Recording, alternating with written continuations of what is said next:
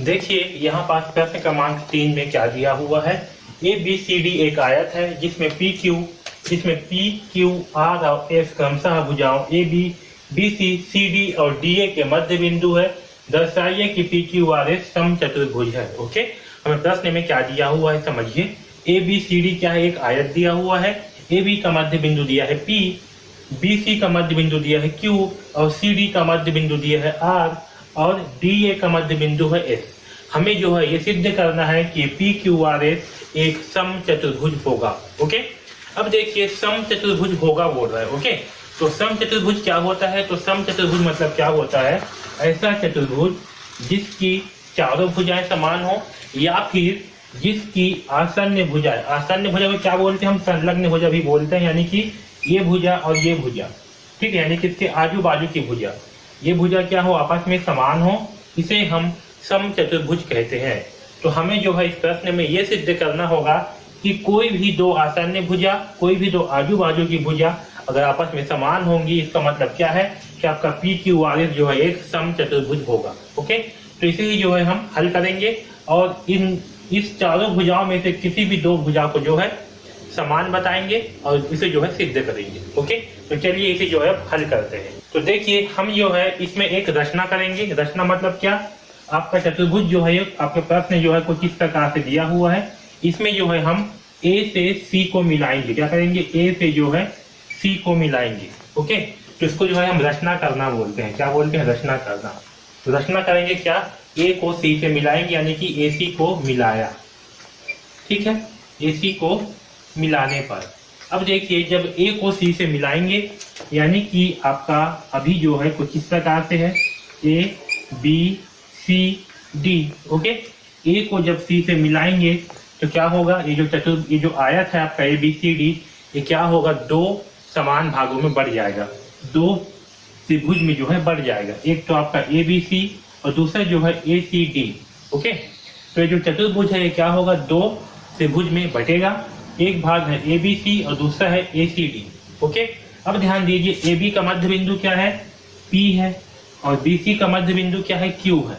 Okay, और ये जो आपका पी है और क्यू है, इस पी और क्यू को जो है आपका ये पी क्यू रेखा क्या कर रही है, मिला रही है। ओके, तो यहाँ पर देखिए ये जो त्रिभुज है, नीचे का त्रिभुज, ठीक है, ये वाला पार्ट, ये जो आपका ए बी सी है, इसमें क्या हो रहा है, ये जो पी और क्यू जो है, ये ए बी का मध्य बिंदु पी और बी सी का मध्य बिंदु क्यू, इन दोनों को आपस में जो है पी क्यू रेखा क्या कर रही है, मिला रही है। ओके, हमने जो है इस प्रश्नावली के ठीक पहले एक प्रमेय पढ़ा था, और प्रमेय क्या था, किसी त्रिभुज की किन्हीं दो भुजाओं के मध्य बिंदुओं को मिलाने वाली रेखा तीसरी भुजा के समांतर और उसकी आधी होती है। ओके, और यहाँ पास भी क्या हो रही है, ये जो आपका पी क्यू भुजा है ये क्या कर रहा है, बिंदु पी और क्यू जो कि ए बी का मध्य बिंदु है और बी सी का मध्य बिंदु क्यू है, इन दोनों को क्या कर रही है, मिला रही है। ओके, तो किन्हीं दो भुजाओं के मध्य बिंदुओं को मिलाने वाली रेखा, यानी कि जो पी क्यू रेखा है ये क्या होगी, ए सी के समांतर होगी और ए सी का आधी होगी।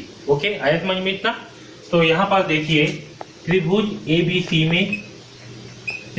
सी में क्या है आपका, ए बी का मध्य बिंदु क्या है पी और बी सी का मध्य बिंदु क्या है क्यू। ओके, इसलिए क्या होगा, इसलिए जो है आपका ए बी, इसलिए जो है आपका ए सी के समांतर क्या होगा, ए सी के समांतर जो है आपका पी क्यू रेखा होगा, क्योंकि पी क्यू क्या कर रहा है, इस मध्य बिंदु को आपस में मिला रहा है। तो पी क्यू क्या होगा, ए सी के समांतर होगा और साथ में इस पी क्यू का मान ए सी का आधा होगा। ओके, यानी कि जो आपका पी क्यू है, पी क्यू बराबर क्या होगा, 1/2 ए सी, आधा को हम क्या करते हैं 1/2 लिखते हैं, तो पी क्यू का मान जो है ए सी का आधा होगा। ओके, यहाँ तक सबको समझ में आया। इसी जो है हम समीकरण 1 मान लेते हैं। अब देखिए दूसरा त्रिभुज में, अब देखिए यहीं पास क्या है आपका, ये जो त्रिभुज है सी डी ए, ठीक है, सी डी ए में भी क्या है, ए डी का मध्य बिंदु क्या है, एस है और सी डी का मध्य बिंदु क्या है, आर है। ओके, अब मैं नीचे को मिटा ले रहा हूँ। ये जो है कुछ इस प्रकार से है और एस से जो है पी को क्या कर रहे हैं, मिला रहे हैं, है ना। पी से एस क्या है, एक रेखा है, एस आर ये क्या कर रहा है, इसको आर से मिला रहा है। तो यहाँ पास भी सेम यही प्रमेय लागू होगा, किसी त्रिभुज का किन्हीं दो भुजाओं के मध्य बिंदुओं को मिलाने वाली रेखा तीसरी भुजा के समांतर और उसकी आधी होती है, यानी कि जो आपका एस आर होगा ये भी क्या होगा, ए सी का समांतर होगा और ए सी का आधा होगा। ओके, आया समझ में। तो यहाँ पर त्रिभुज ए सी डी में क्या होगा, एडी का मध्य बिंदु है एस। ओके, एडी का मध्य बिंदु क्या है एस और सीडी का मध्य बिंदु है आर। सीडी का मध्य बिंदु क्या है, आर है। ओके, आर है, इसलिए क्या होगा आपका एस आर जो है ए सी के समांतर होगा। एस आर क्या होगा, ए सी के समांतर होगा। और ये जो आपका एस आर है इसका मान क्या होगा, तो एस आर का मान जो है ए सी का आधा होगा, 1/2 ए सी। इस तीसरी भुजा यानी कि ए सी का क्या होगा, आधा होगा। किससे, इस प्रमेय से। ओके, अब देखिए यहाँ तक सबको समझ में आया। इसे जो है हम समीकरण 2 मान लेते हैं। ओके, अब देखिए समीकरण 1 व समीकरण 2 से, ठीक है। तो समीकरण 1 और 2 से क्या है, AC बराबर, AC समांतर है PQ का, AC समांतर है SR का। तो क्योंकि दोनों क्या है, समांतर है, इसलिए PQ समांतर होगा SR का। और साथ में PQ का मान क्या है, 1/2 AC, SR का मान क्या है, 1/2 AC। इसलिए आपका PQ बराबर क्या होगा, SR होगा। ओके, अब देखिए क्योंकि PQ समांतर है SR का और PQ बराबर है SR का। ओके, और PQ समांतर है SR का, ये दोनों क्या है, आसन्न भुजाएं हैं। PQ आपका क्या है, PQ और SR ये दोनों क्या है, आसन्न भुजाएं हैं। सॉरी, ये दोनों क्या है, सम्मुख भुजा है। ओके, तो दोनों सम्मुख भुजा जो है बराबर है और दोनों क्या है, समांतर है। इसलिए क्या होगा आपका PQRS जो है एक समांतर चतुर्भुज होगा। क्या होगा, PQRS एक समांतर चतुर्भुज होगा। ओके, क्यों, क्योंकि PQRS क्या है, दोनों आसन्न भुजाएं हैं। सॉरी, दोनों जो है सम्मुख भुजा है, आमने सामने की भुजा है। और जब आमने सामने की भुजा समांतर हो और बराबर हो तो उसे हम क्या कहते हैं, जो है हम समांतर चतुर्भुज कहते हैं। इसलिए PQRS क्या होगा, एक समांतर चतुर्भुज होगा। ओके, यहाँ तक सबको समझ में आया। अब आगे देखिए, इसे मैं मिटा दे रहा हूं। ओके, अब देखिए यहाँ पर जो ABCD है ये क्या है, एक आयत है। ओके, ABCD एक आयत है, ठीक है। ये जो है हमें प्रश्न में ही दिया हुआ है, इसलिए कोष्टक में लिख देता हूं, दिया है। ABCD क्या दिया है, ABCD जो है एक आयत है। अब देखिए इस ABCD में त्रिभुज APS, ओके, और त्रिभुज BQP,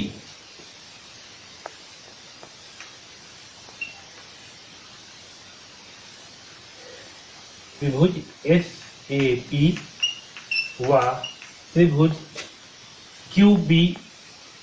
QBP में। ओके, इन दोनों त्रिभुज में देखिए, हाँ तो यहाँ देखिए ये क्या है, ABCD क्या है, एक आयत है। ABCD क्या है, एक आयत है। ओके, इस आयत में देखिए AB भुजा जो है और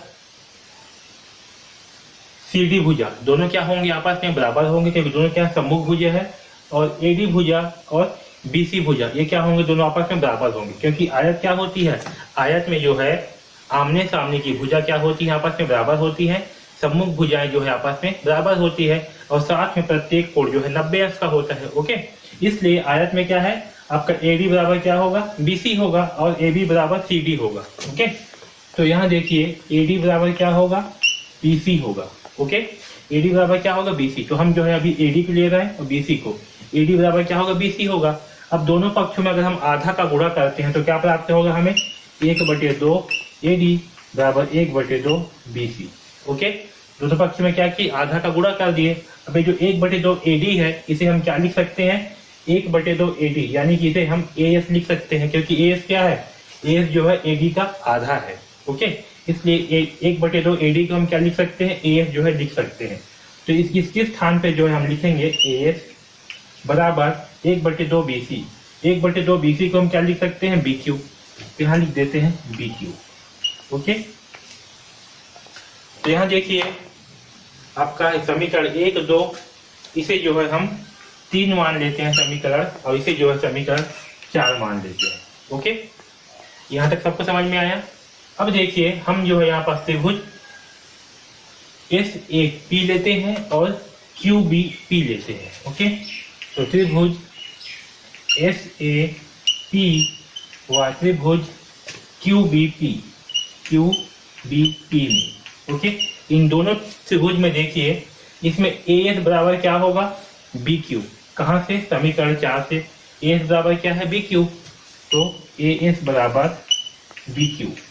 ओके, समीकरण 4 से, ठीक है। और साथ में देखिए ये जो कोण होगा आपका, कोण A कोण B, ठीक है। तो ABCD क्या है, एक आयत है और आयत में क्या होती है, प्रत्येक कोण जो है 90 अंश का होता है, इसलिए कोण A बराबर क्या होगा, कोण B। यानी कि SAP बराबर QBP